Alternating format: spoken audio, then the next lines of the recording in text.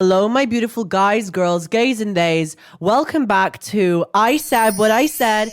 Woo! Hosted by your favorite doll, me, Loulou, of course. Thank you for tuning in to another episode. And this week, I actually wanted to speak about something that's like really dear to my heart. And you guys are going to be like, this is so cringe. But in case you didn't follow me already on like other social media platforms, or if you're just new to me entirely, you might not know that I love K-pop. I'm obsessed with K-pop, okay? And I've been obsessed with K-pop for like 4 years now. Yeah, I'd say five, just coming on 5 years now. And I'm titling this episode, K-pop Changed My Life.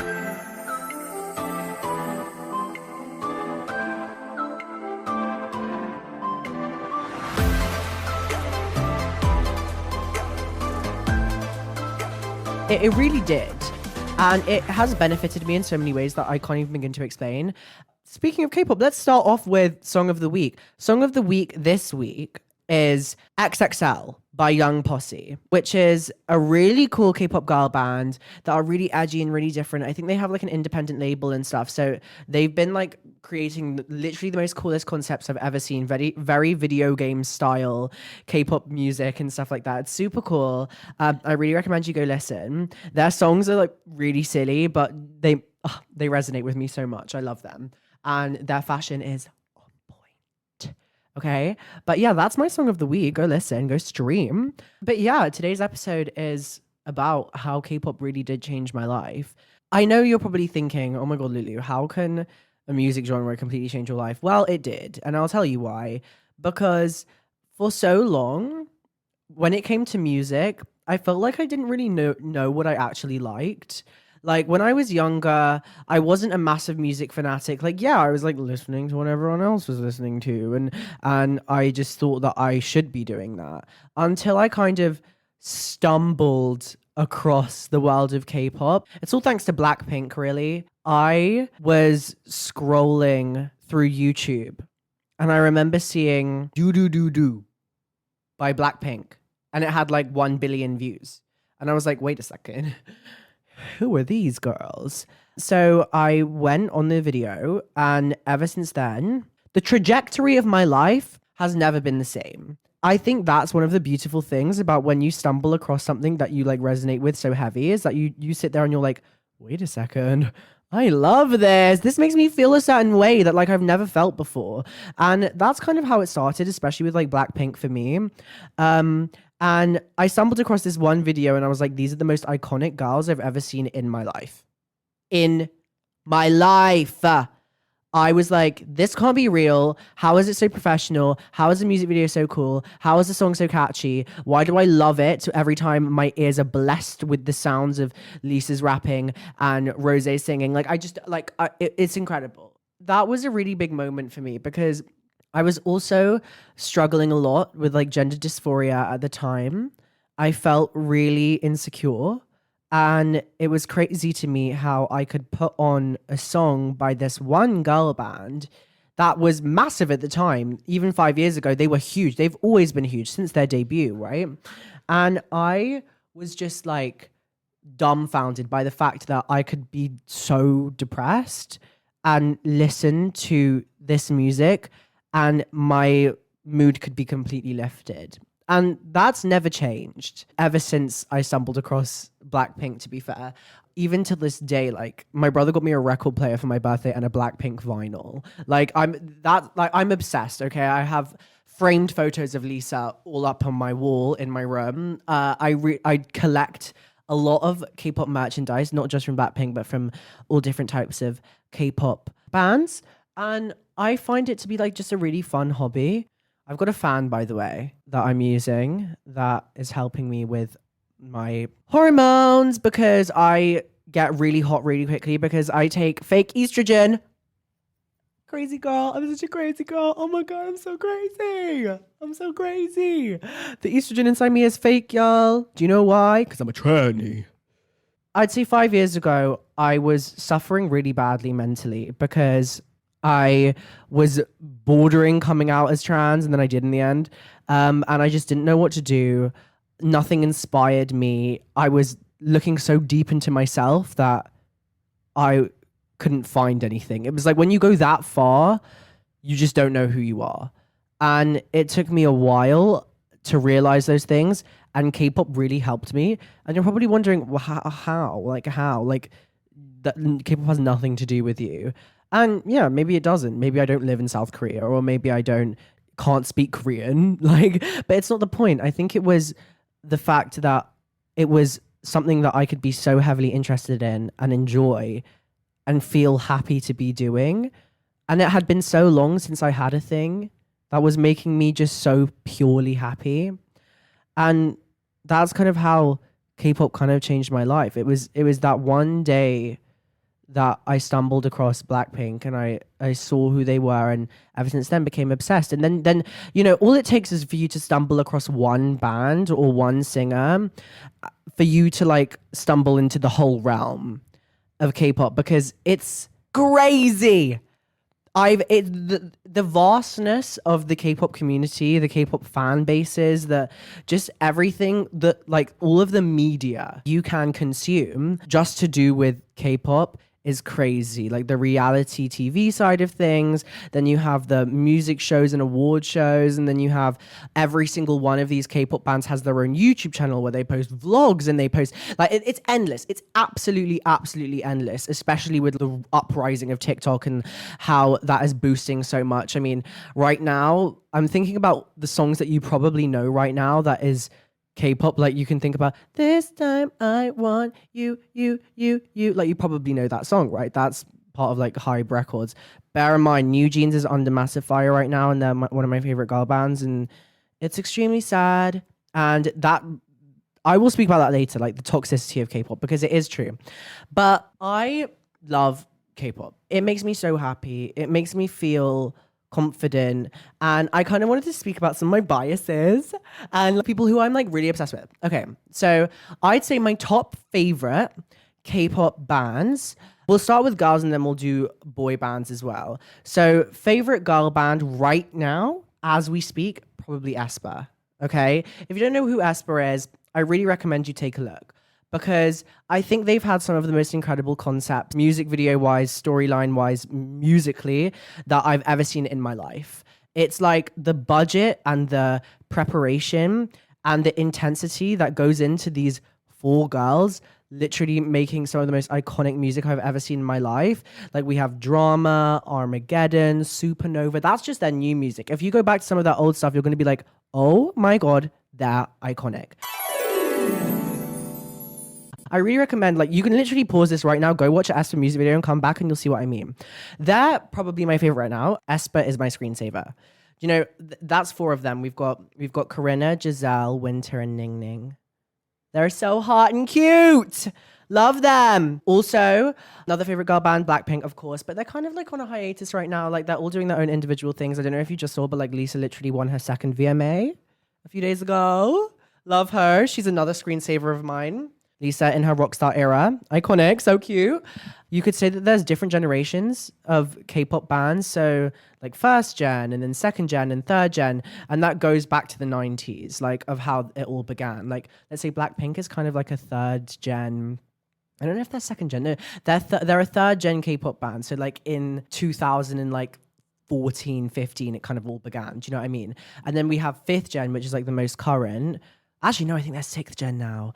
There are so many K-pop bands just being released left, right, and center. Like the market for K-pop right now is crazy. I mean, even if you think about all of the luxury brands right now, all of the ambassadors for these luxury brands like Louis Vuitton, Fendi, Celine, all of these things, all of the ambassadors are K-pop idols. I think they kind of realized, like Western capitalism kind of realized how influential these people are. I mean, you can go onto Lisa from Blackpink, like her Instagram, she has like 100 million followers, and like every single one of her posts gets like 10 million likes. Like no doubt about it. Like the power that these idols have is crazy. And that leads me on to my like boy bands. I think the fan bases for boy bands is mental, right? I went to a Stray Kids concert. Crazy. Oh my God. Oh my God. It was actually kind of scary because when you see a bunch of feral teenage girls that like K-pop, it's a community that you kind of don't want to mess with. It's like saying like you don't want to mess with Swifties. Do you know what I mean? Because if you mess with like boy band fan bases, it is crazy. Like I went to see Stray Kids, who I love Stray Kids. Okay, like I'm a massive fan of Stray Kids. I love their music. I love the energy that it provides me. It makes me feel crazy hyper, and that's why I love it. My brother also loves K-pop, so we went to go see them at Hyde Park this year. It was an amazing concert.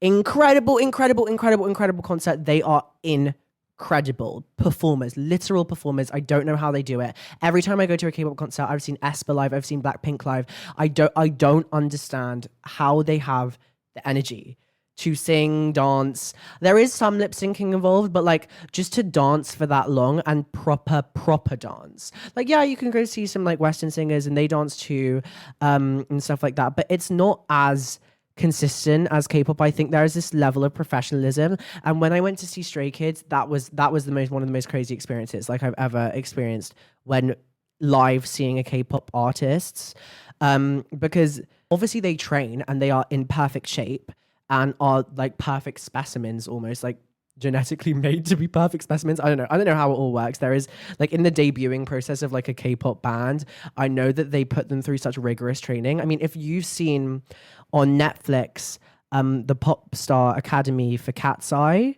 like, you know, the girl band that's like, because you've been so out of touch. Yeah, they're like popping off right now.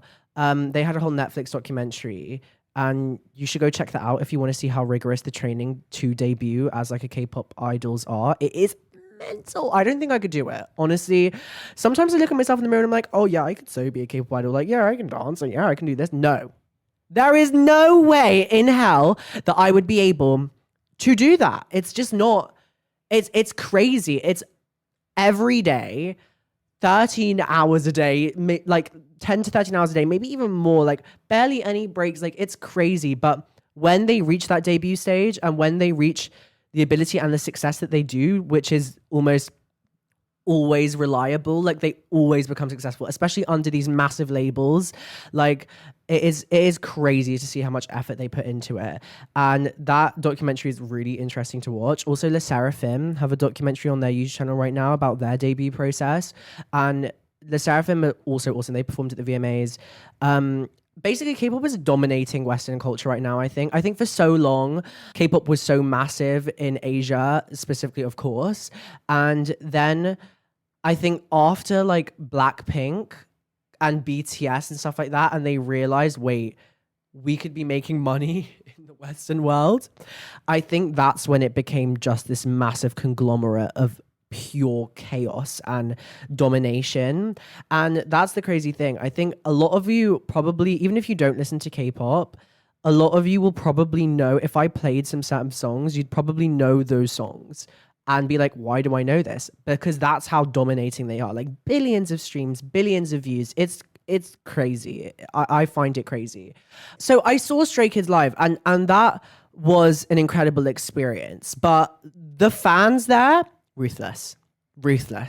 And when I saw BLACKPINK live, I thought that was ruthless, because there were people pushing, shoving, like desperate to see their favorite idols, desperate. But when it comes to girls in love with boys that they can never touch, that's when it gets crazy. My brother and I were in shock. Like, it was insane. The pushing, the shoving, the screaming. Yeah, I can only scream for so long, but I like, next to me, I was in the golden circle. Like, we were up close and personal. Like, we were very close to the stage. And these girls screaming, there was like a gaggle of like 13-year-old girls near us. Oh my God. I could hear more screaming than Stray Kids, and that's when you know how successful a band is when you can hear the music, but just the pure muffle of and like intensity of the screaming of the crowd is so intense that like you're on the train home from the concert and your ears are ringing. I wasn't mad about it. Do you know why? Because I love them too, and like, you know what? I respect people that love. I respect fan bases that love, that will go through heavy endeavors to support their favorite idols. I mean, basically, there is this app, right, called Weverse. It's a Korean app. I do have it downloaded on my phone, and basically, a lot of the idols actually use the app to like post updates and do live streams. So it's crazy. Like it was Blackpink's 8th anniversary this year, and they did a live stream on Weverse. There was like a million people on the live stream. Like imagine like what? Like a million on one live stream. It was crazy. I sometimes think to myself, like, I wonder how crazy it is for these idols. Like, do they like they have no privacy? They have no they have to be so reserved and so respectful at all times because they're just being watched 24/7. And sometimes I think to myself, do I play a part in that culture? Yes, I probably do because I watch these people 24/7. I enjoy it. I enjoy consuming the content. But then again, I think about the pressure that I even face in nothing in comparison to these people. I am nothing in comparison to these idols and stuff like that, incredibly famous singers.